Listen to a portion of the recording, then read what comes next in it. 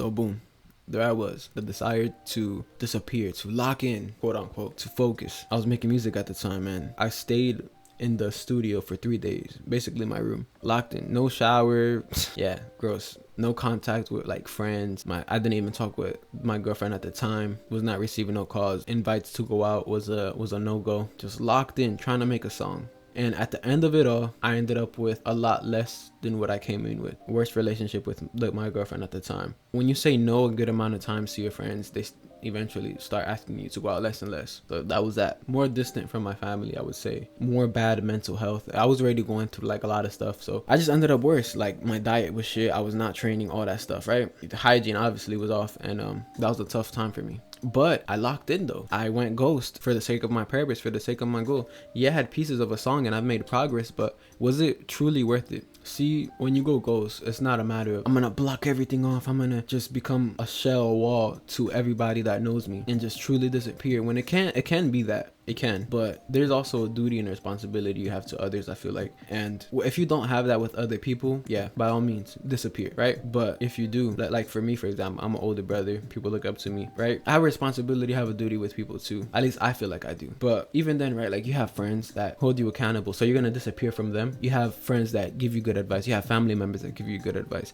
You have a girlfriend that like loves you and cares about you. What are you gonna do? Disappear from them? It's like, why? When they're helping you on your purpose, they're rooting for you. Why? Now, I understand if you don't have nobody, okay, that's understandable, you're alone, right? But you have these people that are in your best interest. You have these people that care about you, and for the sake of your purpose, for the sake of your goals, you're just gonna cut off your lifeline. That's counterintuitive. So how do you disappear the right way? How do you go ghost the right way? Anything that's not aligned with your goals is what you will be cutting off. Whether if it's the social media, going out and drinking with your friends on Friday, now that's something that you say no to, right? If it's not aligned with your purpose, if it's not aligned with the focus, the end result, that's where you say no. If it's not bettering you, talking with all these multiple girls, you go ghost on that. Your friends wanting to hang out just to hang out and, you know, waste time, you know, whatever, chat around, drink, eat, you say no to that. You go ghost on that. Now, if it's to train, if it's to hold you to accountable, if it's a loving relationship that's motivating you, that inspires you to do more, no, why would you go ghost on that? But it's the things that don't align with your purpose. It's quite black and white when you think about it. It's quite clear when you think about it, and when it comes to things that align and things that don't align, and that's up to you to decide. Because often we hear these trendy quotes, these trendy sayings like going ghost, lock in, even like words like discipline and shit. Like these are all buzzwords in the self-improvement community, and it's often taken to the extreme. The problem is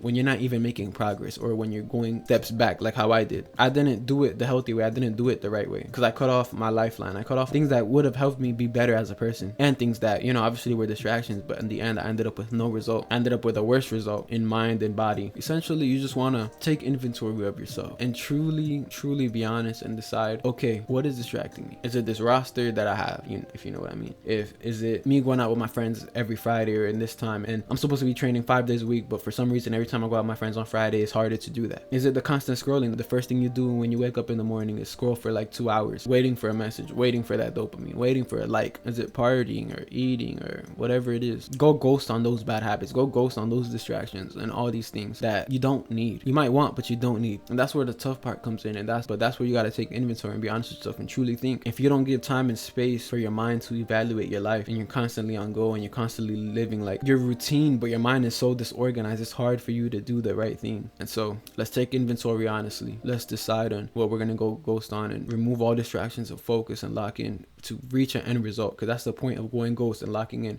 We forget that. We go ghost just for attention. We go ghost just for the sake of saying it, you know, for the title, sounds cool. You're doing it for an end result. You got to know why you're doing it. Don't do it just to do it just because it's trendy, but you got to know why. I'm going to end it with this. You know what are your distractions. You know what you're supposed to do. So let's get it done. That's it, man. Man, love. Peace.